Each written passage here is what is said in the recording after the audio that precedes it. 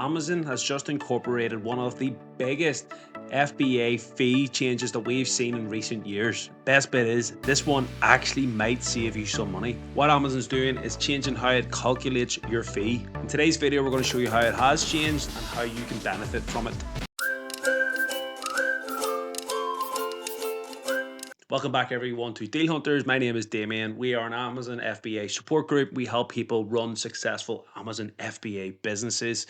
If you're interested in that type of thing, you can check out our website at dealhuntersfba.com. But this is a free video on our YouTube channel, and we have many other videos that you wish to check out. It is all here. It's been running for over 4 years now, and we're proud of all the content that we have made. So what is the change to the FBA fees? Well, first we need to know the background. Until now, Amazon always just charged whatever was higher. The unit weight or the dimensional weight. That meant lightweight, bulky products often got hit with inflated rates. This is something that we would always say to people to avoid big oversized boxes because you get fleeced. That looks to be changing. From October 15th, Amazon is simplifying it. They now only use weight for parcel size products in more categories like footwear, home linen, baby equipment, pet food, mattresses, and more. In short, if your products are light but take up space, your fees should drop.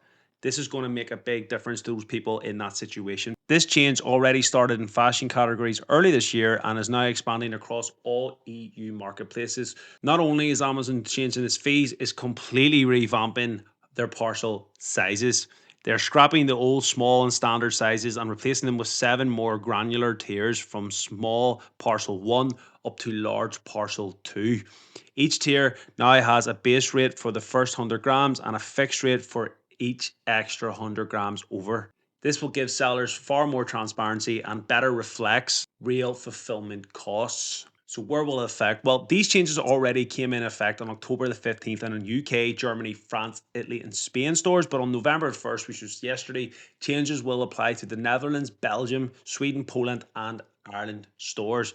So that is the big change here. These fee updates will apply to local and pan-European FBA, the European Fulfillment Network, remote fulfillment between the UK and EU, the ships, product packaging program, and returns processing fee. They also went on to tell you about peak fees. Peak fees are generally around Q4 when it's the busiest. They charge you more because they lack storage. There's more stuff happening.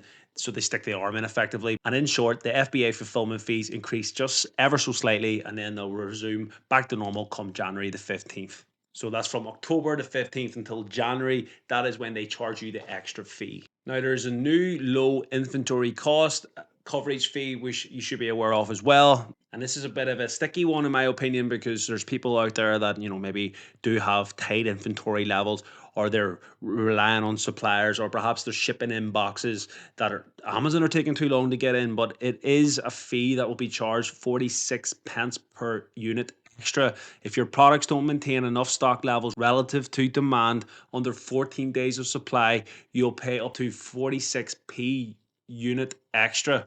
This encourages consistent restocking and helps Amazon keep faster delivery times. So that's one to be watching for, under 14 days worth of supply. So you really got to use your Sellerboard tools and different things like that to check when your stock levels are going to come breach that. Even if you think you aren't going to sell out, you're going to get hit with fees, so it's important to restock those levels. One thing I don't understand about that though is if you're running out of stock, for example, maybe you got a good deal on something and you've cleared the shelf, you're going to get hit with 46 pence per unit when you're falling under 14 days. That seems a bit shit, to be honest. Also, those that like to help reduce their waste, the product packaging discount is increasing to 18 pence. So if you ship in with your own custom packaging, discounts are increasing here. This will give you a little incentive, but also help reduce waste, which I'm all a big fan of. They are increasing the return rate. So say, for example, if you had a home linen or pet clothing, you'll pay a small return processing fee if it's below 8% for home linen and below 11% for pet clothing.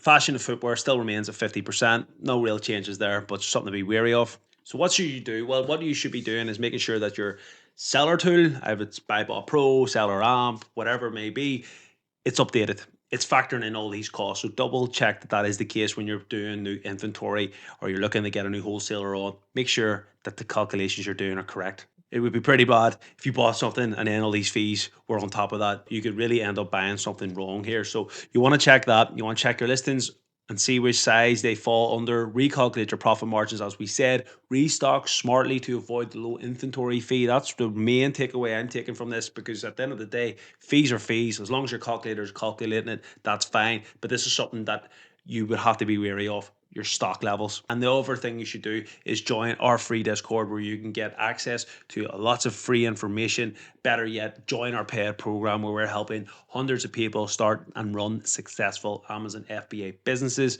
Our wholesale program is currently on sale, so take advantage of that. The links are down below. Or if you just need help with deals, we do a spreadsheet of 100 deals every single month directly sent to you, which you can then purchase.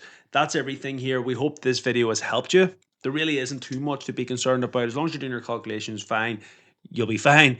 But watch out for that low inventory fee. Please like, subscribe, help us grow this channel, and I'll see you all in the next video.